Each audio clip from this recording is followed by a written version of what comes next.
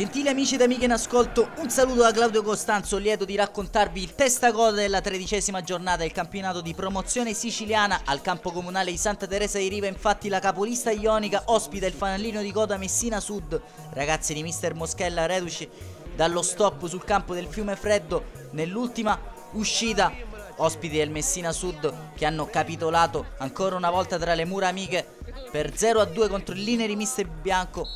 Passando ai 22 che si sono affrontati in campo, troviamo la Ionica disposta col solito 4-3-3 che vede Gugliotta tra i pali, linea difensiva che dovrà fare a meno di Capitan Erasimenko, sostituito dal classe 2000 Giuseppe Savoca che fa coppia con Gianluca Sanfilippo al centro della difesa. Sugli esterni come al solito Loria e Lombardo, linea mediana formata da Cambria, Monaco e Ferraro, tridente invece con Galletta, Aricò e Savoca.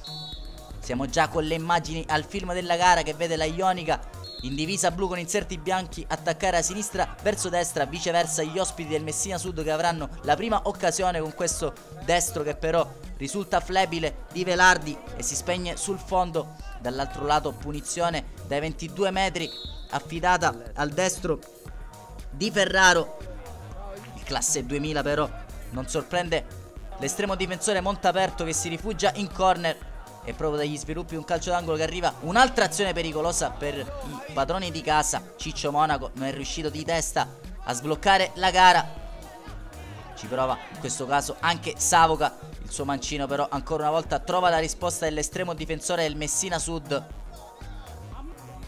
Passeranno 27 minuti per sbloccare la gara. Sugli sviluppi di un calcio piazzato Loria serve Aricò, è delizioso il suo stop, mette in mezzo dove trova Francesco Monaco che alla 13ª giornata sblocca il suo digiuno dal gol trovando questa deviazione in mischia che vale il vantaggio per la Ionica che ora può giocare sul velluto.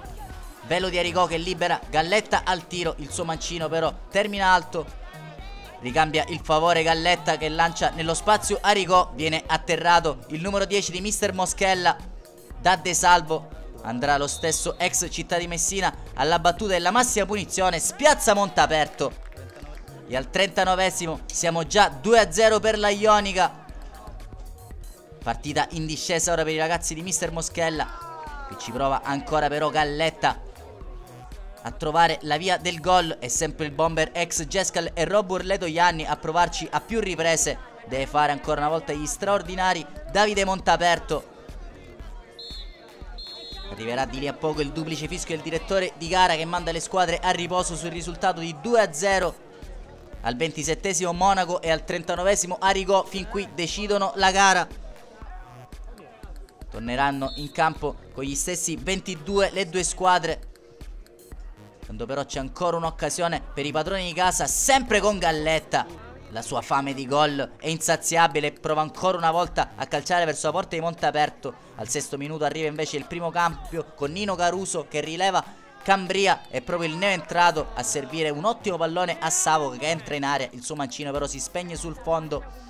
Schema invece da calcio d'angolo quello che libera Aricò. Ancora una giocata pregevole, palla dentro che trova la torre di Galletta. Il tocco da pochi passi di Sanfilippo vale il 3-0 della Ionica. Da riapprezzare però ancora una volta la giocata del numero 10 di mister Moschella che dopo averci deliziato con diverse giocate può abbandonare il campo in favore di Filippo Marchiafava, quando il Messina Sud ci prova con orgoglio dall'altro lato a trovare quantomeno il gol della bandiera. È risultato però alto il tentativo di Andrea Graziano. Ci sarà un doppio cambio che vede il diffidato Loria e Savoca lasciare spazio a Manuli e La Forgia, quando è proprio Filippo Marchiafava ad avere l'ennesima occasione per i padroni di casa.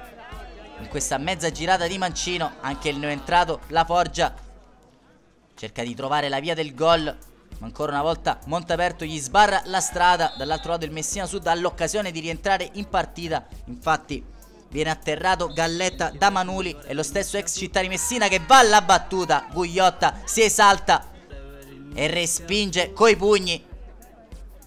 Quando opera un altro cambio mister Moschella, Giuseppe Savoca classe 2000, autore di un'ottima gara, lascia il campo a Emanuele Leo A seguire arriverà anche il gol del 4-0 di Filippo Marchiafava, che mette definitivamente in ghiaccio la gara. Con del Messina Sud però ancora una volta con cuore e orgoglio, con il proprio numero 10 La Speme, conquista il secondo rigore di giornata, il terzo decretato dal direttore di gara. Fin qui alla battuta andrà lo stesso La Speme, ma ancora una volta Andrea Gugliotta, classe 99, gli nega la gioia del gol. Manca solo la ciliegina sulla torta per la Ionica e arriverà nei minuti finali. Infatti la Forgia serve Galletta, che di prima intenzione con un lob morbido morbido fissa il risultato sul definitivo 5-0.